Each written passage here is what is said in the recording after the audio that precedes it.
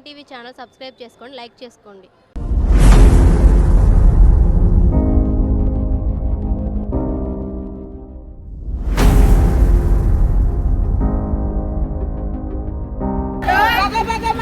సూర్యుడిని చూడు, అంగన్వాడీ సత్తా చూడు. బగబగమండే సూర్యుడిని చూడు, అంగన్వాడీ సత్తా చూడు. చేసిన మా నాయకులను వెంటనే అరెస్ట్ చేసిన మా నాయకులను వెంటనే నాకు రావాల్సిన ఏవి జీతాలు పెరగడం కానీ ఏవి సాధించుకోలేకపోయినాము. ఈరోజు మా నాయకుల్ని అరెస్ట్ చేసిన మూలంగా మేము ఒక్కటే ప్రభుత్వానికి విన్నవించుకుంటున్నాము.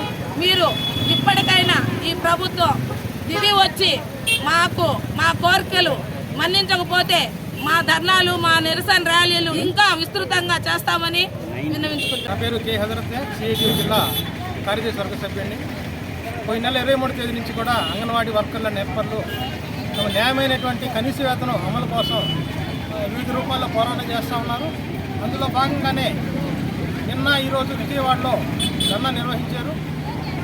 ఈ 2 రోజుల ధర్నా నిర్వహణ కోసంగా అనుమతించినటువంటి ప్రభుత్వమే ఈరోజు ఉదయం తెల్లవారుతో 4 గంటలకి మహిళా నాయకుల శిబిరం మీద పడి దౌర్జన్యంగా ఉన్నటువంటి మహిళా నాయకులను అరెస్ట్ చేశారు. అరెస్ట్ చేయడం కూడా ఏదైనా మహిళా నాయకులను అరెస్ట్ చేయడం, నిర్బంధించడం ఒక ఎత్తైతే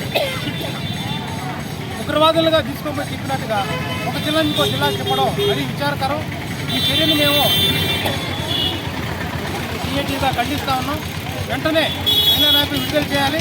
అదేవిధంగా న్యాయమైనటువంటి అంగన్వాడీలు కోరుకునేటువంటి కనీస వేతనాన్ని వెంటనే అమలు చేయాలని చెప్పేసి సిఐటిగా డిమాండ్ చేస్తాం. న్యాయమైనటువంటి కోరికల కోసం ఆత్మకూరు పురవీధుల్లో ప్రదర్శన చేయడం జరిగింది. దీనికి కారణం గతంలో జగన్మోహన్ రెడ్డి గారు అయితే ఈరోజు చంద్రబాబు నాయుడు గారు. పేర్లు వేరైనా అంగన్వాడీ కార్యకర్తల పట్ల వాళ్ళ యొక్క విధానాలు ఒకటేను.